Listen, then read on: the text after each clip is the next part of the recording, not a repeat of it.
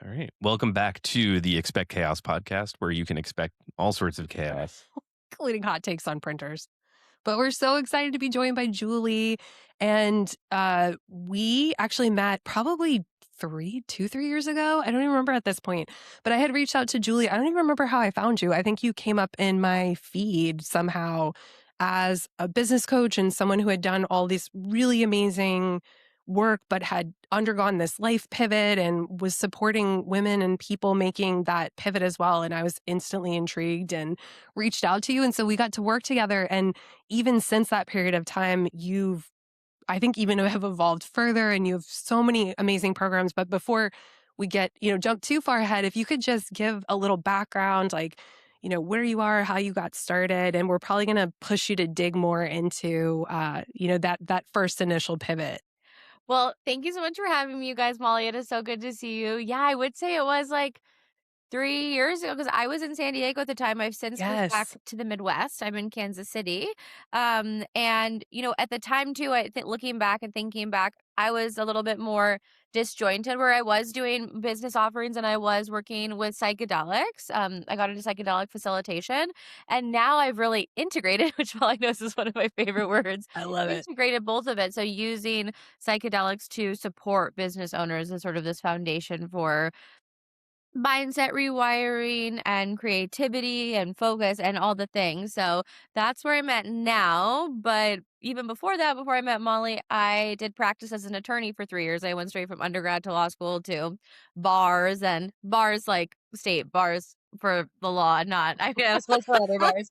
Yeah. But Bars and yeah, bars, maybe. Bars. I know. I was going to say it's very stressful. So there might have also been some bars in there there. were But bars, which is part of the problem. And yeah, I did that for 3 years before I kind of pushed eject on my life and got into personal development and ultimately coaching. And then coaching led to psychedelics. And here we are now. I love it. So want to, as I mentioned, dig back into where you started that first big pivot. So you graduated from college in 3 years, you full ride to law school. I also think you went to Washington University. So graduated in 3 years from a not easy school to graduate, to get into, let alone graduate on such a fast track. And then went to law school, like you said, barred in multiple states. From the outside, I'm sure you had a lot of people saying everything's together. Like, it looked like everything was together. You were literally crushing it, crushing your goals, crushing life.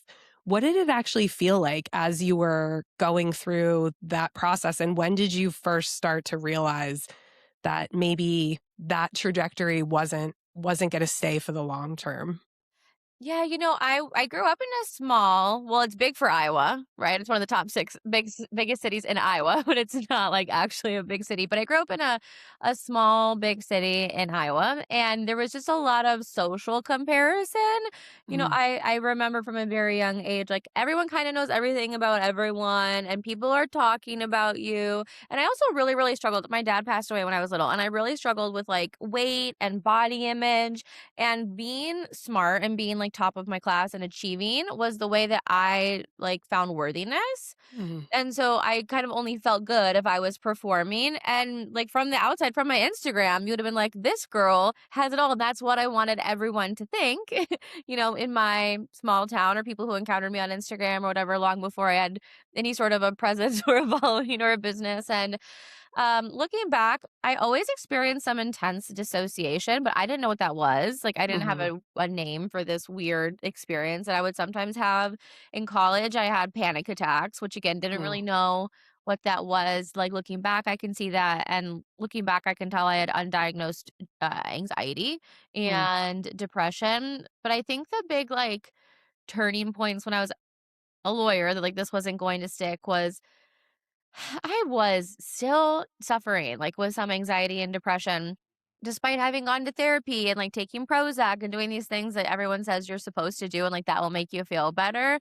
And I also remember having this really gross moment with a judge. I was clerking at the time, And there was this case I was working on. And in case anyone doesn't know, and I'm not here to disparage any judges or their clerks, but a clerk basically writes the opinion. I mean, maybe some judges it's different and they really are out there like writing their own opinions, and clerks are just used for research. That is not my experience. And I don't personally know anyone. Like, who knows? Maybe Justice Scalia, rest in peace, was, and like, RBG was at the Mhm. highest level. But the judges that I was working for, and my experience in the Illinois appellate court was like, the clerk writes the opinion. And so I took my opinion into the judge of this case, and he was an old white, I'm white, but he was an old white man who was a former cop. And it was about two black men in an alley and like this drug deal and blah, blah, blah. And so I said to my judge, hey, like, the cops testified that they never saw hands touch. And my judge's sentiment was basically, well, two black men don't walk into an alley if there's not like a drug deal going on. I was just like, oh my God, I cannot be working for this system. Like, this Oh, is wow. terrible. It was a big, almost like cataclysmic event within my soul of like, these are not my values. This is not Mhm. why I became a lawyer. Mm. That's amazing to have that. And so from that moment, did that like how did you integrate? Like you love that word. Talk about like how did that moment sit with you? It's cataclysmic, but what did you go back to work the next day? I think that's a lot of people kind of are like, okay, I have this event.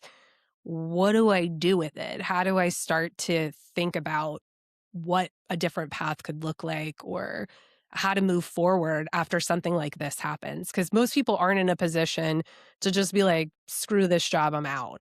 Yeah, I'll say for myself, I'm much more present and aware, and there's like kind of a specific feeling I'm looking for. I'm not sure if there is a word or I can find the word, but it's like I'm more introspective in the moment of what is happening, and like Hmm. constantly sort of, not constantly like it's an obsessive thing, but like asking myself, is this a line? Do I want to keep moving down this path? And I think looking back, I had been circling the drain for a long time of thinking like, Mm. I don't actually want to be a lawyer. I don't like this. And I don't think it made sense in the moment, but like post hoc, it's all come together. And Hmm. I think it was like the rupture where it was like, no, no, no, I know I don't want to keep doing this. Or like it's more like this system is broken, because I did try a few different practice areas after that. I had worked in special education, or I was gonna start working in the pandemic, and that was a whole thing where I felt like the universe had like rearranged my life to be like, no, we're not doing this anymore. And then Like, you got to finally stop. working with survivors of human trafficking, which is obviously like really meaningful work and work where you're like Hmm. the system can, do right by these people.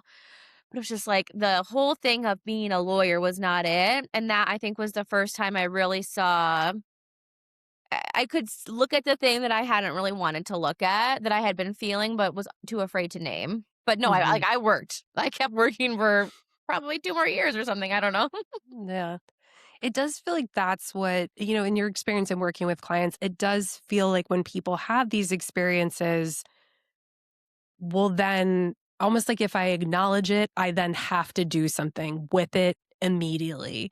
What do you say to people that are starting to realize the breadcrumbs are becoming a trail, but that it's still really big and scary to try to think about I mean, you went to law school. Like there's a lot of, that concept of like sunk cost fallacy or, where people have already sunk so much of their time and money, especially if people have student loans. Like it's like, well, what the hell do I do if it's not this? Or you end up kind of trying to unwind your identity a little bit too. Like in addition to the sunk cost, it like becomes a part of you. At least I'm speaking from my perspective. So It's like, who am I if I'm not a lawyer and a high achiever?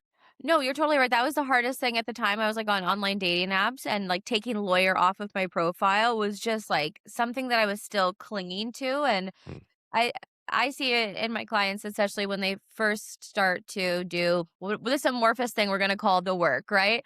And they're like, Hmm. "But I've been doing mindset work." I think about a client now who, she was maybe 6 to 8 months in and had never done anything like it before, right? She was like, "But I don't understand. Like, I've been doing it," and I'm like, "Baby girl, I've been doing it for 7 years and I'm not done. I think there's just this idea, like, once you see it, like, it's easy. Like, oh, I saw it. Amazing. I'm like, you saw it. And I love you so much when I hold your hand and say this. It's going to get worse before it gets better. And I think we just need to, it's like the gym. The gym sucks when you first start going. And then you notice, hey, I am stronger. I can do more things. But you have to love yourself through the sucky parts. Yeah. Yeah. And what do, because I love that you talk about that because, you and I've had separate, like messaging back and forth about this idea. And, Matt and I talk about it too in the podcast where people love the linear story. It's like, I realized when I worked for this judge that, like, you could very easily tell a story where you're like, I worked for this judge and I realized that my values didn't align with them and blah, blah, blah, blah, blah. Now I have limitless women and we have this amazing program. And it's like, that's awesome. That is a version of your story. We would never take that away from you. But there was a lot of stuff that happened in that in between. How do have you noticed that transparency that you bring to your story, including saying, I'm not a healer. I'm somebody who may be a couple steps ahead of you on the path because I've been through some shit, but like I'm not better than you. What is it about you that felt like that transparency needed to be a core part of your business? And how do you feel like that helps you attract clients? Well, thank you for that reflection. I really appreciate it because honesty and transparency are two of my really big, speaking of values.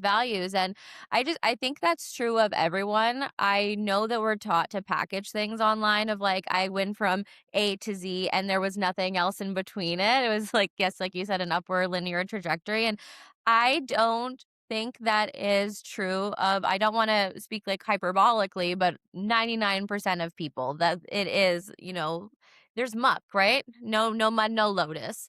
And for me, I think I know that people appreciate that. I really think it's important to do like intake, outtake with people, right? And so I ask people why, like why this, why me? I know there are other people who do this work and I get a lot of I feel like you say the thing that other people don't want to say and you're honest and honesty builds trust and like why it's so important to me is a big part of the way that my pain manifested was lying. I would lie to and it wasn't even like these profound lies, like, it wasn't lies, about my name or like where I came from, but I would just say the thing that I thought someone wanted me to say in order to be like liked and accepted. So Yeah. lying about, I don't know, the details of a trip or what I was doing one night. And then not because I was like, cheating on my boyfriend, just like I wanted to be liked. I wanted to be seen as cool. And that lying caused a lot of my anxiety. Whether were there some other things going on? Yes. But when you are messy, that messiness will bleed. Mhm. And once I cleaned up the mess, I just felt a lot of relief from my own anxiety. And it's like, I think it's both, right? It takes two to tango in literally any situation. So, yes, my anxiety was coming from somewhere in my body and blah, blah, blah. But I was also creating and fueling my own anxiety. Mhm. So I'm taking all the questions you want to. No, no, this is fantastic. I'm really enjoying the conversation.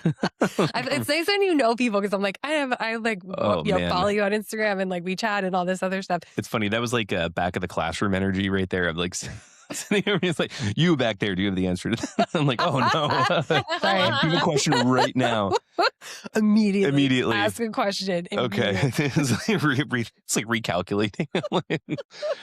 Yeah, I mean, I think it's a really important point though. Just just to throw something out there, where you do see a lot of stuff on social media where it is very packaged, and it's sort of like I don't know, like guru syndrome, right? Where Okay. you see people. This drives me absolutely personally. We have a lot of conversations about this. Haven't really talked about it on the podcast yet, but it's like an area that really pokes at something in me, where it's like people position themselves as these sort of almost superhuman gurus, right? Like there is no messiness. There's the A to Z, and that was just sort of like from A to Z. You jumped up and you flew over it gracefully, and then you landed on Z and did a little bow at the end, and that was the end of it. And I think it's incredibly destructive Mm. for people who are trying to find their way through the messiness of life. And I like what you said before too about it's it's a process, right? It's not really there's no endpoint, right? So like even if you do go to the gym and you start to feel stronger and better, like you still have to keep going to the gym, Yeah. if you want to maintain that type of thing. So it's sort of a process. So I really do appreciate that. Do you, as you're consulting with clients and showing up in the world and how do you encounter that sort of issue where you see a lot of these things like the guru types and like the others out there that are kind of providing these easy button type solutions when in reality it does take continuous work and it's a process, like is that something that you see too, or am I just Well, a uniquely annoyed by this? I'm right there with you, and I think that it manifests into, at least for me, my big point of annoyance is I see a lot of, like, this is how I got here, and so I want you to, like, rinse and repeat my framework, and my whole thing is I wanna help you figure out your zone of excellence, right? Borrowing that term from Gay Hendricks. It's like the way that I build my business personally works really well for me, and I really fell into this, and this is on me. I gave away my power and subscribed to people and coaches and programs last year specifically where it was like, "This is what you need to do to scale." And I was implementing the strategies they said that worked well for them. And, one we hear right now a lot, and I don't know if you guys have heard this one, but I see it everywhere, like, "You need to be posting 4 times a day." Oh, I'm Hmm. like, yeah. "Woo!" Yep. Feed Like the algorithm. I just feel like my tummy drops out of my butt, when I hear that, like, absolutely not. And for some people it works, right? For some people, like I see Maria went and do it, or for instance, and she's a great example. And I feel like she really likes it and she does it and it seems to really work for her, and that's amazing. But that is not going to be how I show up online. And truth be told, this year, like I don't say this as like do what I'm doing either, right? I say it as find your own zone of genius. My business has 4x every month versus 2025 thus far. Like, you know, knock on Knock wood. on wood. Yeah. This continues, but it was because at the end of the year, I had a really big rupture where I felt more burnt out than I had since I was as a lawyer. And I was like, I can't keep doing what these people are telling me to do.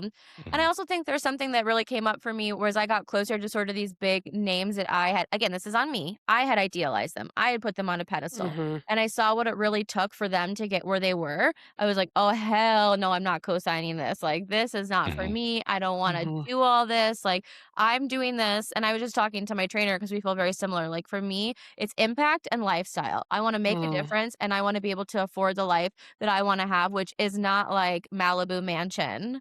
It Mhm. is, I want to travel. I want to take my friends out. I want to take my mom to the Bahamas. I want to live a peaceful life, like peace over whatever the flash is of Instagram all day, every day. So what I think is helpful because you don't see it a lot on Instagram, right? With the massive volume of posting and all of the sort of tricks and hacks and that one cool, the one cool trick, as, as I like to say, it's like here's this one cool trick to get to wherever. Is like how do you square then your authenticity and your truth and your honesty with building a business? Because that's not something a lot of people sort of talk about. And what you just said about lifestyle too, I think there is this idealized like, hey, I do want it seems nice to have the private jet or the Malibu mansion or the Rolex or whatever type thing or Lamborghini, whatever you want. But like for you, it's a different path. And so like how do you like what is your process as you try to build your business and stay authentic and being honest with the people that you're working with and trying to work with? Yeah. Okay. Well, I love that question. Thank you. That's the See? same process. Yeah. See, Matt Was has that this nice was that a good little one? side question. The back of the Oh, hand. I know. It's like, "Oh, wait, who, me?" Boom. The mic drop. That's the word I was looking for. Yes.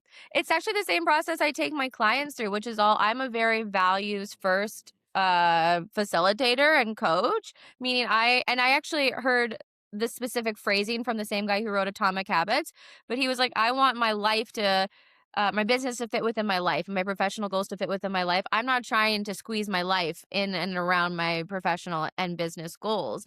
Mm, And values to me have always been really important, like how something feels, right? So my honesty and my transparency are part of my core values, and I lead with them. And also, I think I just want to affirm for anyone listening, like there are 8 billion people out there. your authentic self, even if it is not according to like what the gurus say, is going to be magnetizing to people because they're going to see themselves reflected in you. And truthfully, if people don't see themselves reflected in me, or that I reflect what's important to them, then we shouldn't work together. It's not going to be a good fit. But I truly sit down myself and I take my clients through this and I think about, what are your core values? Are they peace? Are they joy? Are they family time? Are they travel, freedom, empowerment? And then from there, we build the business. From there, we build your career, or, how you spend your time outside of work. But I think most people get to ask backwards of like, I Mhm. have this business goal and I need to make $10,000 and I'm willing to do anything to get there, versus, okay, I want to have enough money to pay for my bills, to pay for this trip, blah, blah, blah. And I want to do this in the meantime. How do we get there?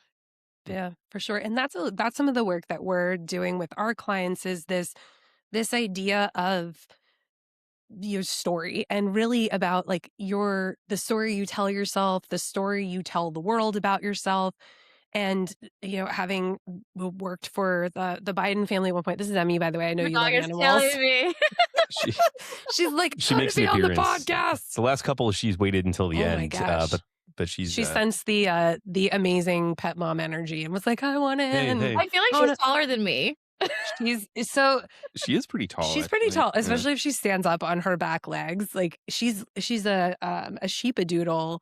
So she's very long, like a poodle, which is fascinating because sometimes I forget that and I'm like, oh my gosh, she's like a very long and tall dog. But she's fine. She just looks a little bit like a rug now. She's overdue for a Oh, grooming. I'm like, sorry, Emmy, that we let you get a little rug like I love Shaking her. off shaking off the the winter winter. fuzz there. Yeah. So Aren't we all? I know. uh, Yes, exactly. But this concept of how, like, so the former president would say, don't tell me your values, show me your budget, and I'll tell Mm, you your values and your priorities. And we realize that people do that exactly like what you were saying. People say, well, I care about these three things, but then it's like, okay, well, looking at how you spend your day, looking at how what you're doing in your business, those things are absent. yeah. And so that gap between who you want to be and believe you need to be in this world versus how you're acting is where there is a lot of, like you were saying, that friction, that tension, that sense of anxiety where like the insides don't match the outsides or the outsides don't match the insides. And it is really uncomfortable to live through that. Like, how do you, because it's uncomfortable to change it, as you were talking about, but how are you, you're not a guru, you're not a healer, but you've been through a lot. And I think it's fair to say you are more on the other side of whatever this journey is in terms of becoming more of yourself and being that coherence between who you want to be and who you live as and what your business looks like than where you were when you started this journey. What advice would you give people who are more scared of the change than of what it feels like to sit in that state of incoherence? Well, thank you. I love that. And I'm gonna tell a mini story and then I'm gonna give you a very clear step because I'm all about like the tangible We love takeaways. stories. When I first started this work and when I first started thinking about it, right? When I was still a practicing attorney, one of the things that I wrote down when I thought about values was peace. And there was no peace in my life. Like I go through an exercise with people. And so remember this if you're listening. Like when you think about your values, allow yourself to paint a 10 out of 10 picture, whatever that looks like. And it might not even be close to what your life is currently like. But if I really prioritize peace, what would my life look like? And then it's time to be so honest with yourself and say, where am I on that scale? If I just got a 10 and 0 is absolutely none at all, where am I? And I'll be real honest, I was like a 0 to a 2. I don't know. I can't remember my exact number, right? But here's the thing that I see so many people sort of drop the ball on. It's the New Year syndrome of, I'm Mm, going to the gym 7 days a week and I'm throwing out my Cheetos and I'm gonna do keto or whatever, And not the how long Cheetos. I know, right? Not the Cheetos. And that only can last so long because we're not making an identity shift, we're making an identity overhaul. So I started with where exactly where I tell my clients one congruent action. And so instead of coming home after work and rush on to the next thing, I very purposely chose chose, I had a different dog at the time, rest in peace, Tabitha, that I would take all my animals outside of my backyard and I would have a cup of tea and I would put my phone down. And for 15 minutes, I would be present with my animals and my cup of tea. And I would let myself frickin' breathe after a crazy day at work. And so, what this looks like is, getting clear on your values, being honest about both what that would look like in full expression and where you are, and then choosing one congruent action. And I'm not saying for every one of your top 5 values, one action for one of those values and committing to that until it becomes a way of being, because an identity shift happens gradually over time. Everyone wants the quantum leap and like I entered a new timeline. And sometimes I do jokingly say that on my stories, like I'm going to get in the sauna and then I'm going to exit on a new timeline. I hope people know I'm just like chirping. I'm not being serious because that's not how I life mean, it works. might be amazing if it could happen. Like we're not for closing the opportunity, but No, realistically, there's a lot of work. It doesn't just like you said, just kind of pop in out of nowhere. anything is possible at all times. And I just think with setting people up, I always want to set my clients up for success Hmm. ultimately. And too much too soon is not setting them up or myself, right? Like I do the same processes, I walk the same talk that I talk. You know what I meant. That didn't Yeah, land, but it was there. it's Friday. It's like the brain's not always braining on a Friday. Yeah. You can ask a question. Yeah, he's getting excited. I saw him pick up his little mic, like, oh, I know, I know. That's why I was like a subtle. I'm trying to fall asleep in the back of the I'm just kidding. Oh No, I'm just kidding. I'm no! actually very Get engaged in out it. of here! No, the wheels are turning. It's so You're funny. so ridiculous. So funny. Well, I think that I'm glad you said that, Julie. So again, like you're just saying all these things that like I wish more people would talk about. So, sitting in the backyard, putting your phone down, bringing the dogs out for a couple of minutes after work, that's manageable. hmm That feels really manageable. yeah. As opposed to like that quantum leap. So I love that advice because I think that's one of the places that I've certainly gone. I don't want to say gone wrong, but have You've failed to seen kind of the recognize. snapback. Yeah. Yeah, exactly. It's like, oh, I'm going to make this huge adjustment in the next week, and then it's unsustainable. Yeah. So And then you feel like crap about yourself. yeah, I think that's awful. another big part of the problem with those unsustainable practices or goals is we don't realize how much, frankly, shame sometimes comes up when we can't keep going at that level. And then that in and of itself can become a deterrent to trying again or stepping forward. Do you see? So you work with a ton of high achievers who I'm confident have tried to think a million ways of how do they optimize, how do they think their way and use their brilliant strategy brains that enabled them to get to this point of success that from the outside looks amazing. What would you tell people that I think part of it is how you just answered this, but for people that have a lot of discomfort in the starting something new because they've been so good at.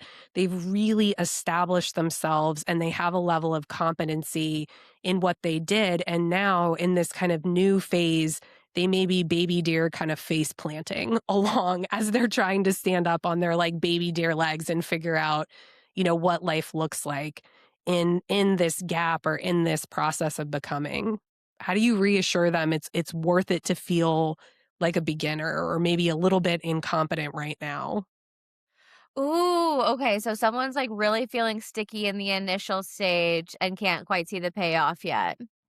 See the payoff because it's really uncomfortable or maybe they're learning skills for the very first time. And so there's that level of I feel like the kid sleeping at the back of the class when I've been the star student. And now I'm the kid at the back of the class because I'm having to unlearn a lot and you're telling me to go slower. I just want to get to the feeling competent again. Yeah, that's a freaking ego bruise. And well, first of all, I would say I get it because that was me in business. Like, I never took a business course. You didn't catch me in the B school. Like, I took an economics, like macro and micro. Like, and that to me was like, oh, yeah, I know about Same sister. business. Like, I didn't know shit. Like, I didn't know how to be online. I didn't know anything. And so just I think it's important to just sometimes acknowledge that you do understand not exactly what they're going through, but you've been there too. Because if I meet someone who like, I had an ex-boyfriend once who I swear to God, this kid was like born with abs. And I'm like, I don't want to hear it from you, sir, because you've always had abs. Like my You don't know what it's like to body. not have abs. Yeah, like you don't know what it's like to not have abs. I don't know what it's like to have them. I just never wanted to hear anything from him because he Yeah. didn't get that, right? So just saying I get it because I Yeah, suck. he's like, just just have a little less sugar and your abs will pop out. You're like, get the hell out of here. It's It's like like, you see yeah, baby pictures. It's this jacked little baby with like muscles, like posing on stage. yes. It's like me at 0 years old. It's like the pose and the bodybuilding I love it. thing. But seriously, that's how I felt about Yeah. him. So normalizing that it is difficult. Wow, this is tough. People in that situation. What would I honestly say? Because I don't like to BS anything. Um, I really believe every desire was placed on your heart for a reason. I believe if you have a desire, there is like a call that is going to be answered. And always kind of reminding yourself not like the comparison game or perseverating on the muck, but there was a real disconnect and discomfort that you felt in your old life that was pushing you towards something new. Um, this isn't I know it feels totally 100% new, but you have built so many skills and competencies in your past years, in your past career that are now transferable skills, right? Like, I think that all the time. I'm so happy I went to law school. It really changes the way your brain thinks. Of course, it makes me more competent thinking about, like, contracts and terms of use in my business now, right? Like, a skill a lot of people who come into this world actually don't have, something that I'm, like, leaps and bounds ahead of a lot of people in that regard. So it's not like none of it transfers and it doesn't make it easier in some way. But you got that far when whatever you were doing because you are someone who has a growth mindset and and wants to learn and wants to exceed, and like we just get to keep pulling that energy over into this new endeavor. um and learning to trust yourself again, because that's what this is. Like, it's an exercise of self-trust to lean into the desire and to say no to the things that are no longer serving you, that just feel like crap at this point. As you build that self-trust, like, it will continue to unfold and it will continue to get better. And I always just say, hold the vision. Like, you just gotta hold the vision. Like, that actually, I think, is now the thing that gets me further and further, as I am willing and I like believe you gotta be the Lulu to have a business. Yes. You gotta be the Lulu. So lean in. I love it. That says that a lot because we'll talk about just whether it's clients or ourselves that at the end of the day, if you don't love your business and think what you're doing is going to help people, maybe it doesn't need to be like the big shiny thing, or, we don't want to, again, misrepresent the transformation, but like you gotta believe and be your biggest cheerleader, because otherwise, like, why the hell would anybody want to work with you if you're just like, hey, it's okay. Yeah, No, this is pretty dumb. Yeah. This is pretty cool, I guess. Yeah, whatever. I know people like we overhype mindset in some way, but like if your Yeah. mind isn't right, if your mind is not on board, no one else is gonna be on board. You're like, come on, validate me in my business. They're like, I have my own shit. Thanks. Like, I don't want to do that with you. But I love what you talked about too, because I do think there can be this sense of kind of all or nothing, like this sense of like, well, if this hasn't made me happy, it was a waste. Again, back to that sunk cost. Like, how do you help people realize that like who they were wasn't a waste of time? Like, because I think that can be another trap that keeps us stuck. Is this, oh, well, it's too late for me. It's too late. And I know you've mentioned working with people of all different ages. What do you say to people that are kind of worried, I missed my window? I'm too late to start this work. I should just keep doing what I've been doing because my kids are in college, or, oh, I already got the degree. Let's just, it's too late for me. I just need to keep moving. I think this one kind of gets a bad rap, and I can see why. Like, on some aspects, maybe it feels a little bit spiritually bypassing or perhaps, it can feel hurtful to say depending on people's past circumstances, but something that has just become that I've really integrated as like part of my DNA coding system, like this is not a belief, it is like a rule of life, is to me everything is happening for me and for a reason. And like something that could have been disappointing happened yesterday. And instead I was like, what is this opening a door for me instead? Or like, what is this? Like, what good is going to come of this? And like, what is going to happen as a result of this other thing not happening. And so I'm always looking, I'm always ready to flip it. And not from a space of like, I don't allow myself to feel disappointment or sadness or grief or loss or whatever I do. I allow whatever it is to come up, but I'm always thinking like, if here's the thing, if I was really gonna sit there and be like, "I shouldn't have become a lawyer, I should have gone to B school, and then I would have, gotten my MBA, and this business would have been so much better at this point," and oh my god, like, how much energy would I have expended sitting in that crap instead of thinking like, "I went to law school, it taught me a lot of things about writing, about obviously legal components of business, it taught me how to stay firm in my own energy when, I'm dealing with someone else who has a strong frame, like, it taught me a lot." I'm grateful for that. Everything is a story. Both of those actually are valid, right? Neither one is empirically true. There is no, I don't believe. Love you, God. If you believe in God too, I'm sure we love him, it, she, her. Awesome. Like, go for it. But I don't think there is a truth. I think we got math and we got some firm truths there. Other than that, everything else is just an interpretation and a story. So you can choose the one that's disempowering or you can choose the one that lifts you up. And I would just rather dedicate my energy to lifting myself up. You just made Matt's day by saying there's not things that are fear. He gets so pissed when we talk about like, there's a lot of stuff in the spiritual community where it's like, your path or like you were meant to do this. And he's like, ugh. No, it's a choice. You're choosing to do it. Yeah. Well, I think it could be a little Just called him out. Sorry. it's like, here we are. I agree. We should call this the opening of the can of worms episode. And if people, like you said, if people believe that and that's an empowering story for them, like Go for keep it. on, keep on keeping on. But it can lead to disempowering people and making people feel worse about, well, I don't feel like I have a path, so I must be humaning wrong. Yeah, that's kind Aw. of how I feel. Like it's if there is this sort of predetermined path, and then you can't seem to get on whatever path you think that might be or have an inkling toward.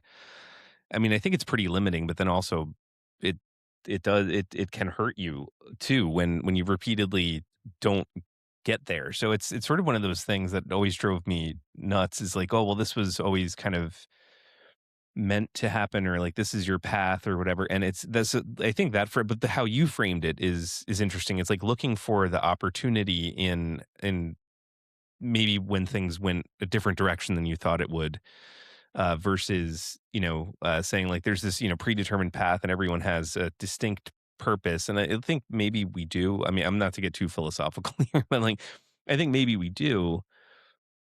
But also, like I think there are a number of ways to get there, and perhaps we have a lot of different purposes too. Did I just see a cat? Yeah.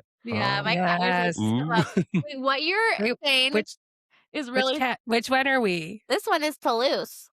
Oh, Oh, so cute. so He's cute. so cute. What you were saying really inspired. Okay, have you guys heard or read or listened to Conversations with God? I I have have not. I've heard of it. I have not though.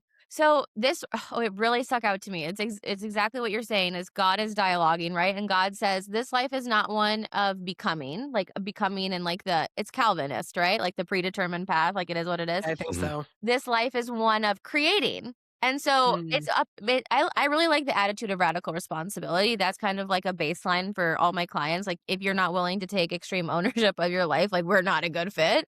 But to me, it's not like I want a predetermined path. And so this door closed for me yesterday because I needed to be directed into a certain direction. It's like I'm choosing, I am the artist of my life. And that's the way Mhm. I'm designing my life, is to look at this door closing and to look at the field of possibilities. Because I also believe everything is possible at all times. And so, like, where do I want to go instead? But instead of thinking like God is marionetting me, I'm thinking I am like fully expressed and owning my life, and I am marionetting my damn self. Yes. I love that. Yeah, I mean, it's sort of like, I mean, that could be a little bit of like spiritual outsourcing, right? That whole thing where you're outsourcing your entire, like, so I love the idea of radical responsibility and you being the artist of your own life. That's a beautiful Beautiful way to put it. Again, like, you don't really hear a lot of this out in the spaces where people are talking about these things, which I think, again, this is a fantastic conversation for me. I'm heartened by this because, like, I hear a lot of the, like, you're meant to do this and you're meant to do that type stuff, and again, the guru type speak, and really it's a little bit less maybe glamorous than that, but it's real, and it's like presence. It's being present in your life, and so I love this, and I love that framing. Yeah, and I love how, because you have a new program now, Limitless Woman, and this feels very much aligned with what I've seen about that program. If you are the artist, then, yes, we exist in a world, I guess, for people that believe we, I know there's a lot of theories on, like, are we in a matrix? Are we not in a matrix? So much fun stuff bopping around the internet these days. But the idea that you're the artist feels exactly like what you're talking about, in your new program and how you're working with clients. It's like, well, the limits are a lot of limits we're placing in our life are of our own creation. We're deciding, well, I can't, if I do this, people are going to think this, or if I step in a different on a different path, then that means I made a mistake in the past. It's like, how much is, the internal dialogue versus actual actual barriers that would prevent you from doing the thing you want to do. Yeah, my one of my like strongest lenses is always, is this useful? So the ab guy was also always on YouTube, right? Like looking at these videos, like, oh, like the deep state and like tinfoil hat syndrome, and like, okay, maybe we're in the matrix, maybe we're out of the matrix, maybe whatever. Is it useful though? Because you're giving again so much energy expenditure into just something that you're never going to be able to answer. And I would rather be spending more time in the seat of creation of like, this is what I am bringing into my life. This is what I'm bringing into the world because that's how I'm choosing to spend my energy. And so always coming back to, is this useful with anything? Like, is it useful for me to spend time critiquing someone else or feeling judgment toward them or feeling judgment toward myself? Like, no, at the end of the day, it's not. I would rather, again, not keep it moving in a sense of spiritual bypassing, but keep it moving in a sense of like, what is going to further goodness at a an empirical level, like utilitarianism, just more goodness in the world for myself and for others. And that's what I'd rather spend my time thinking about, and thinking like, yeah, most of the limits we have in life are self-imposed. I don't know if you and I ever talked about this, Molly, but like this idea of saboteurs, right? Like everyone self-sabotages in different ways, and there are some very real limits. Where maybe some people live in a caste system, or maybe they are someone in the United States who is black or brown, who is profiled by the police, or now in the age of ICE. Like there are very real constraints that operate in the world, so I'm not disregarding that at all. Um, and a lot of what we think we can and cannot do is, our self sabotage and our hypervigilance, our perfectionism, our need to be right. Oh my God, the need to be right. Woo! Gotta let that one go. Yes. It's funny that you said that, because I've actually realized, um, with some conversations lately, I've actually been reflecting of the times that I've interjected, and it's been to validate my worldview, and then thinking about, like, does that actually need to be validated? Sometimes yes, because you want to make sure you're understanding somebody. Like, is my, like, how I'm viewing this situation actually is important in how we move forward. But I've been reflecting on some conversations over the last couple weeks and realizing, like, that was kind of ego. Like, that was kind of me, maybe not so much needing to be right, but, one of my, like, saboteurs is like, people don't understand me. Like, I have to kind of over explain myself, and realizing that that's showing up through this need to validate my perspective beyond the point of it actually serving the situation. And then, to your point of feeling all the feelings and not bypassing, but just being real with yourself, like realizing that sucks. Like, it feels crappy. I don't need to, roll around. I don't need to like roll around in that muck and like wear it as like a coat. But it does feel uncomfortable to have those realizations about yourself, and have that level of self-awareness and honesty. But I don't know, how do you move forward without that awareness of like, ooh, what am I doing here? I don't love this. I actually want to do something about it. I think it's exactly what you said of like, yes, we need to have the awareness, but it stops being useful when we self-flagellate, right? Yeah. Like we can acknowledge it. Hey, I see this. I don't think it's really serving. I don't think it's super cute. I don't like the way it feels. Hmm. But then like, cool, we acknowledged. No need to like, oh my God, I suck. Like this is, we're creating a new form of self-sabotage when we really Yeah. like stay there and instead thinking about like, how would I like to move forward? And what is I'm all about the tangible as well. Like this is cool if we want to talk and philosoph you know what I'm saying? I really am tongue tied right now. I was a philosophy major too in undergrad. Like I love this. We could go on, but it's like, but what is the practical application? So what could it be? Like maybe it is just entering conversations mindfully, really thinking about like asking yourself, is this serving the situation Hmm. before sharing something? And from there, that's the only way that like this ever changes is from different actions. You can know all the things, just like everyone now knows their attachment style because my God, it's all over the internet. Are you doing something? Or are you still like anxiously texting your partner 14 times when he hasn't called you back in the last hour? Like, if not, maybe we should start there because it's cool that you know you're anxious, but like having a label isn't doing anything for you. Yeah, for sure. You look like you're you look like you're gonna ask a question, so I was gonna Poor Matt. not interject. I know I was gonna say no, poor Matt. Yeah, I was just thinking like this is amazing. Again, like, this like is it useful lens I think is again an under discussed, underutilized tool for people because I think a lot of things aren't particularly useful. And I'm just reflecting on my own experience too as someone who definitely doesn't self sabotage ever. No, Yeah, your no one little does. eyes were kind of like I could tell you were thinking of A this, like he's like, "What's going on in his little head?" bit like oh oh Oh no. no. You're playing the Are you tapes. are you getting called out or called in? I don't know what we say these days. Oh yeah, it's true though. It's like you hear some of this stuff, and it's like you can know it kind of intellectually, but then you hear someone else say it, and you think about it like as you're talking right now, and I'm like, oh yeah, this is a way that I mean, too, like what you were saying with feeling. I have this feeling sometimes that like people don't listen to me, right? Like, oh, people don't want to listen to me. So then you kind of incorporate that into your identity, and then you engage in behaviors that reflect that, which then I think creates a Mm. situation where people might not listen to you because you're like, you know what I mean? So it's like funny things like that where it's like you Yep. have this belief and then you act as if that is the case, and then the result is exactly what you kind of Yeah, expected. like self-fulfilling prophecy Yeah, it's where like, it's is it like, useful to believe that really? yeah. I don't know. I don't think How do so. yeah, Jill, how do you support people with changing that underlying story?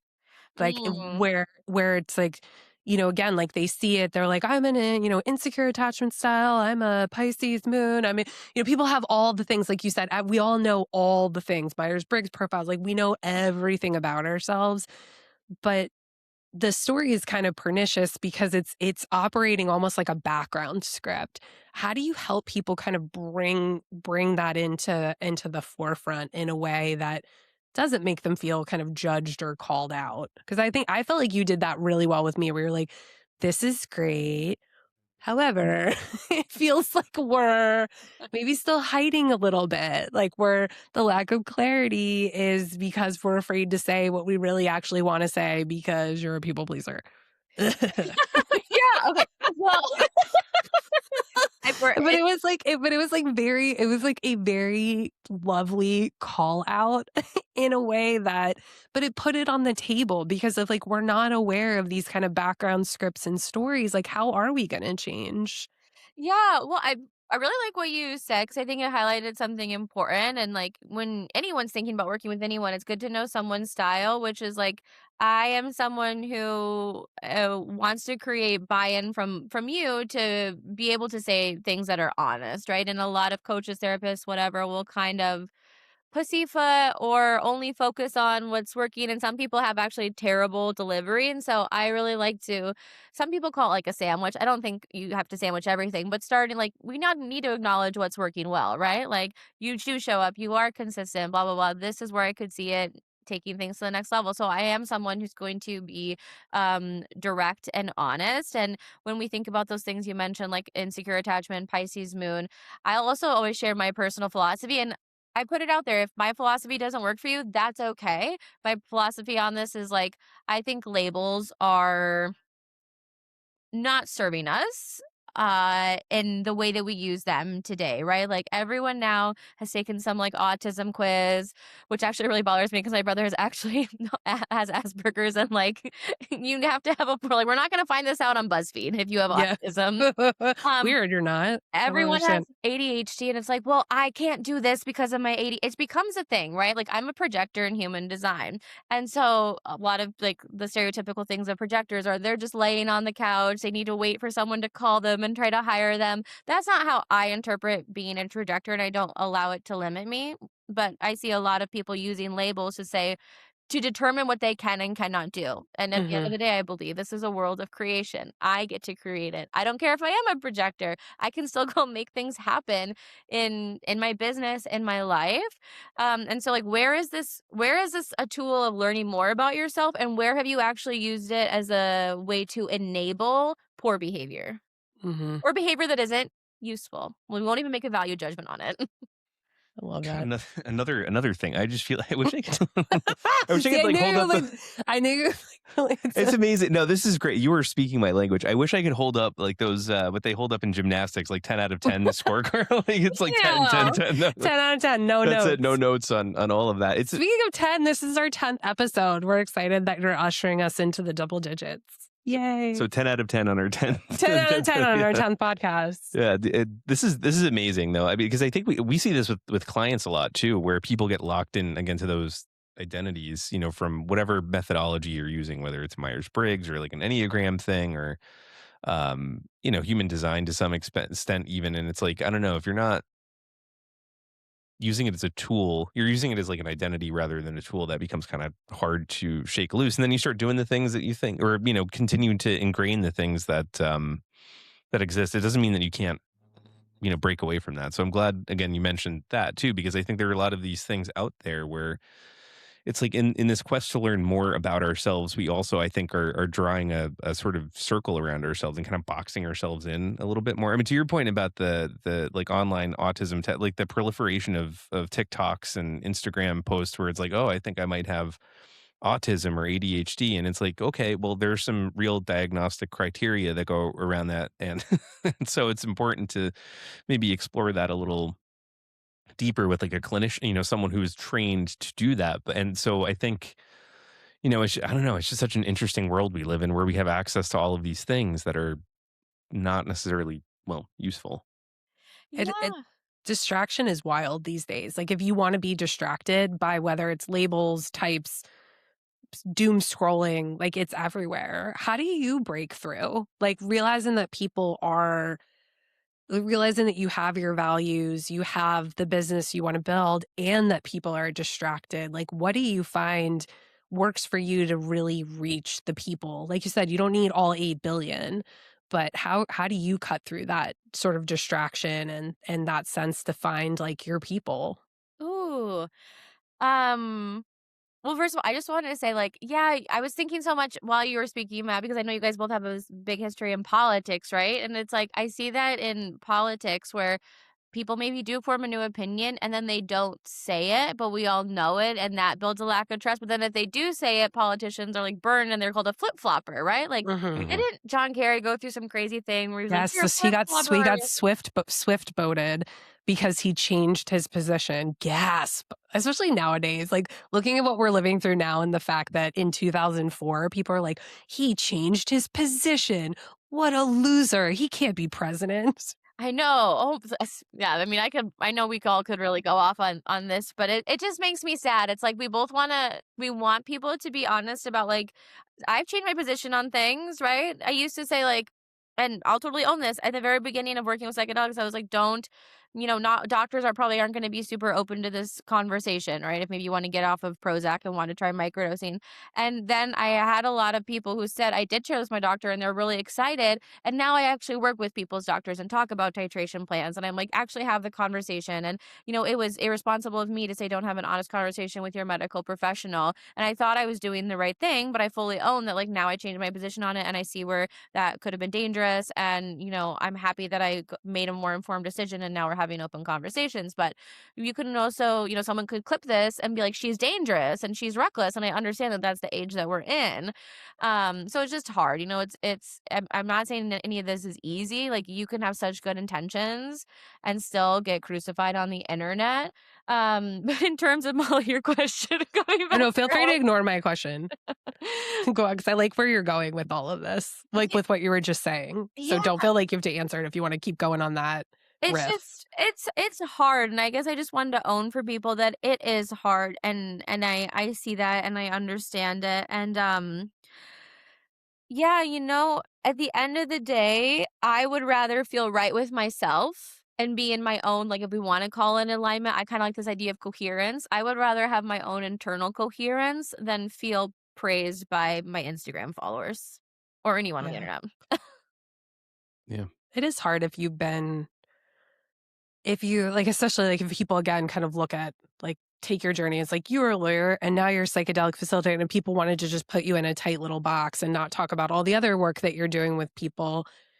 It like I think for people when the jump is maybe that big, or society feels like the jump is that big, and they grow up in a small town and they're used to kind of this sense that everyone's always looking at them and has opinions on how they think, even that alone can feel really scary to show up and be your authentic self online.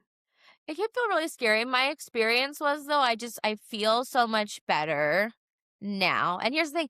I know people talk about me in my small town. I know people in my law school class talk about me. Like, if anyone's listening to this, I do understand that. You're not like pulling one over on me. And Mm-hmm. I don't care. Not because I don't think you're a valuable person with valuable opinions. Like, we're all valuable. But I am more important to me than you are to me. No one Yeah. is more important to me than I am to me. And maybe you're like, that's so selfish and egotistical. But like, I'm the one who has to exist in my mind. I am the one who has to have this human experience within myself. And so I would rather be in coherence with me than kowtow to anyone else.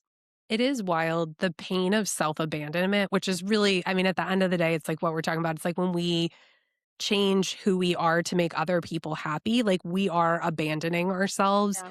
And it is, I love, I'm going to do like Matt, 10 out of 10, no notes. Like, I appreciate you calling that out, because I think we really do underscore and undersell how much that causes, massive disruptions in our lives to constantly bypass ourselves in favor of what we think the world wants from us.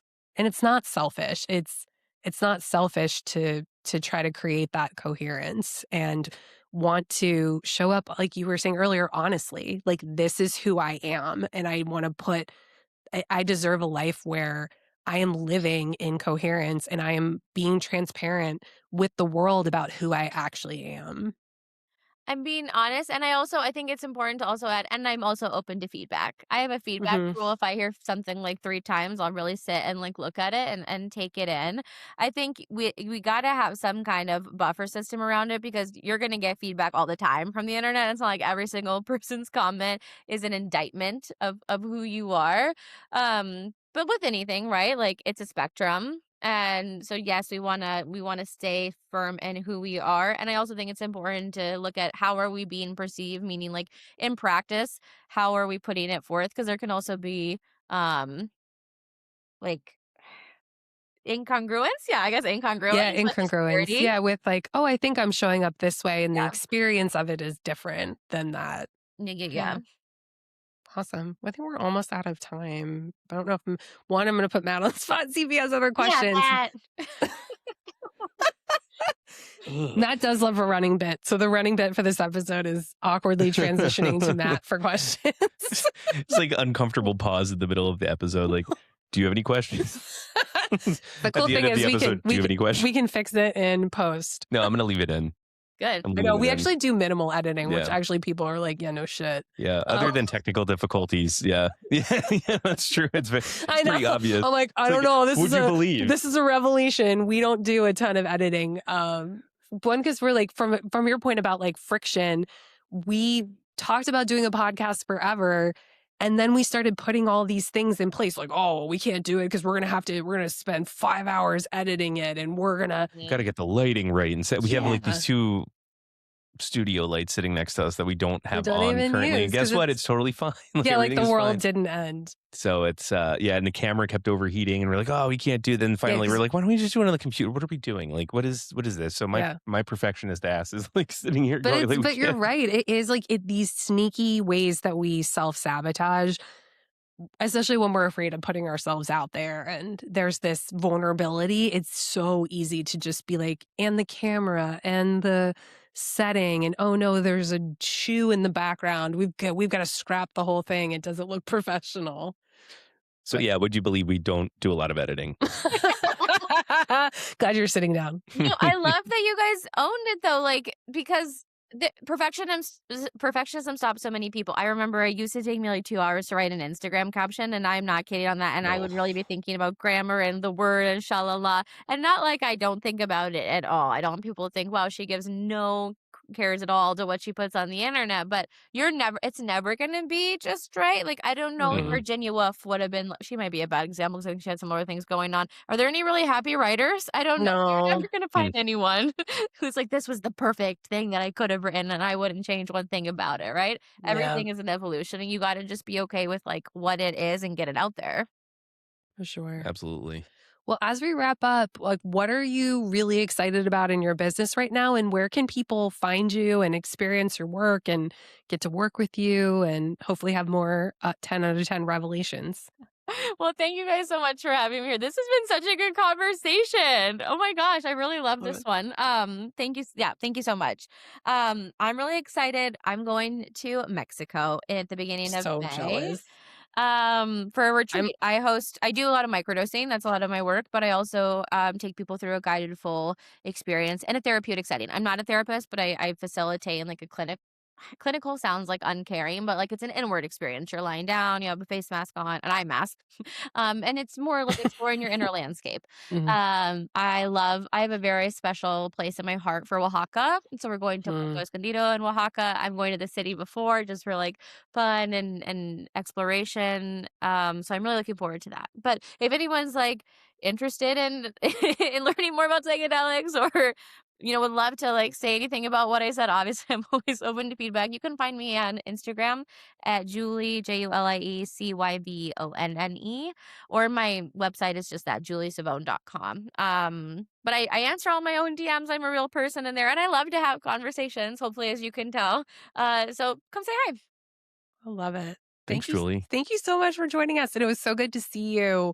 Although we haven't ever met in real life, we would do Yeah. Zooms when we were working together. So it's fun to see your face in real life and get to just share your awesomeness with the world, because I really appreciated the time we worked together, and I love so much what you're putting out there and Thank breaking you. stigma around microdosing and psychedelics, and really just, as Matt was pointing out with, just the truth bombs, like just being honest and transparent with people. And I'm very confident there will continue to be an audience of people who are like, I want to work with someone real, because I want my results to be real. I want them to be sustainable. And I really want to be supported with somebody that's going to care about me enough to tell me the truth and maybe hold my hand through the hard parts so that I can get to that other side. Yeah, we gotta tell each other there's spinach in our teeth for sure. But I can't believe I haven't met you in real life yet. In my head, you're so tall. Are you tall? I am tall. I'm 5'10". Oh, see, I knew it. Okay. It is funny. I have like a really teeny upper body though. I'm like all legs. And so when I like after the or during the pandemic, after the pandemic, when I went and met people in real life, because it was just like the here up on Zoom, they were like, "Oh my God, you're huge." I was like, Whoa. Thank you so much." It's like, awesome. Great to meet you in real life too. But it's so funny. I'm at where I worked was at a big state agency. And so there was I went to an employee recognition event, and there was this lovely lady who was very old. And I was like, how are we, like, what exactly do you do for DHSS? But we're such a big agency that we had people from like all walks of life, all ages, doing all the things. And she just kind of walked up to me and I was like, oh, I wonder if someone brought like a relative. And she like told me what she did. So, shame on me for assuming. But she did. She goes, oh my God, you're huge. Because she was just this tiny, like almost 80-year-old lady who is, God bless her, still working. But I scared the crap out of her of my size. I do not think huge is a useful thing to say. I'm going to go on the record for that. Yeah, I mean, it definitely did trigger some like lifelong body image things. But I was like, you know what? We're just going to breathe through this. Tall. Yeah. But it was so funny. I was like, what an amazing way to meet somebody. You give tall energy for sure. I love it. All right. Well, thank you, Julie. And get her off my screen. If I get her off my screen, he means me because he's like, what is happening? No. I mean, do you want to say bye? Do you want to say bye more formally? Do you want to say Goodbye. bye? Goodbye, friend. Bye, friend. No, just kidding. She's a being shy. little more shy now that she's being called up to the oh no, called up to the screen. Well, we appreciate you coming on, Julie, and this is the Expect Chaos podcast where you can expect Molly chaos. and sometimes Matt. I have questions sometimes. If you like what you heard today, leave us a rating. Wherever you. Do you have anything to add, Mom? The wheels are just completely coming off. We should stop now. I know, but so grateful, Julie, for you for joining us. And this is our 10th episode. Yay, we're in the double digits. And if you like what you're hearing, please leave us a review, forward to a friend, especially this episode. So much wisdom for people who are feeling a little lost or feeling like they're ready for a change. So forward to a friend, leave a review, and have an awesome weekend. And again, Julie, thank you so much. Thank you so much. And subscribe to listen. Download. Subscribe to listen. Oh, yes. yeah. See, Julie has a podcast. She's given us tips too. Go. And Julie, you have a podcast, so people should follow your podcast too. Oh, yep. The Inner Trip, 365 Days with Plant Medicine. Come listen to me talk about psychedelics. It's so good, though. I love it. All right. That's it. Thank you. Thanks, guys. All right. And we're out. Bye-bye. Oh, here she goes, jumping.